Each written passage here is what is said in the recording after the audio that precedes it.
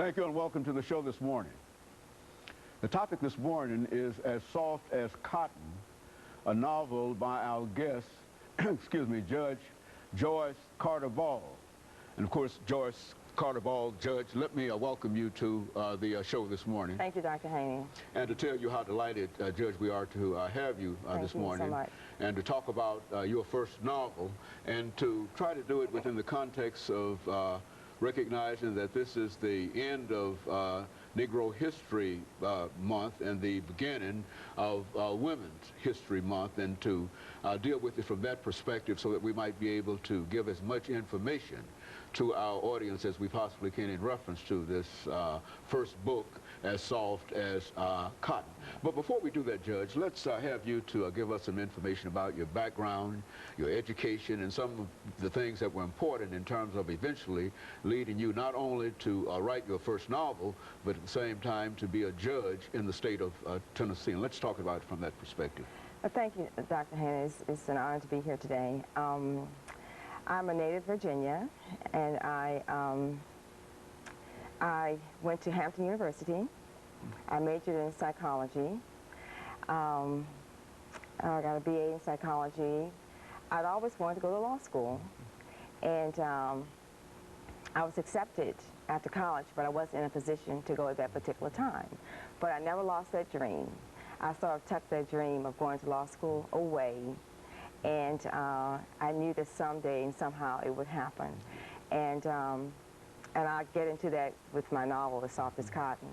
But let's see, we moved here, I guess it was 1987.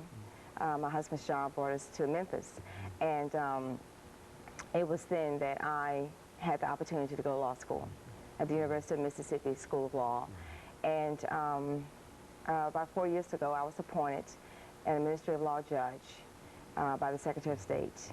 And that's what I do, and I thoroughly enjoy it. Mm-hmm. And so you're involved in the law, but at the same time, you're interested more than anything in being an author, and this is, as we indicated earlier, your first book. Let's talk about As Soft as Cotton, Judge. Sort of give us an overview during this this first segment, and then we'll come back later and talk about it in a much more extensive Sure. I created 3 characters. My first character is a young slave girl, and she's born on a plantation in Holly Springs, Mississippi, and she is a dreamer. She wants more out of life than she's told that she can have, and she doesn't accept that. She believes that she was born to do great things, and so she sort of tucks that dream away, and that's her story. Her dream, fulfilling her dream. And of course, she's in the past, and then my second character, Celia, lives in the present. And she is a financial advisor. She's a mother of 3, and she comes home to raise her children. And she deals with some of the ordinary, daily stress that we have in our lives as mothers, as teachers, as whatever our professions are. And then the third character is Rainey. And Rainey's life starts in the present, but as the story progresses, it goes on to the future. And her journey represents what I think the future may hold for us. Yes.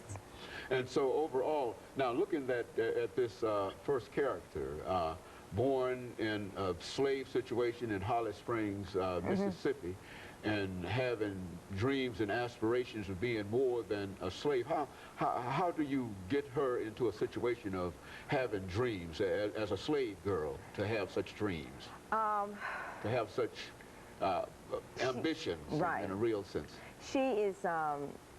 She's very intelligent, and she's curious. And as she goes about her daily duties in the master's house, as I call it, the big house, she is very perceptive, and she listens to everyone who comes in that house. and everything she hears, she believes, gee, why not me? Why couldn't I live like this? And that's how she sort of starts dreaming and believing that she can accomplish anything. Very good. And of course, what we'll do, Judge, we'll take a first commercial break, and then we'll come back and we'll say a few more words in reference to this slave girl who had an opportunity to hear things and somehow had ambitions, and we'll talk about that. And of course, we'll be back with our audience following this very, very short commercial break.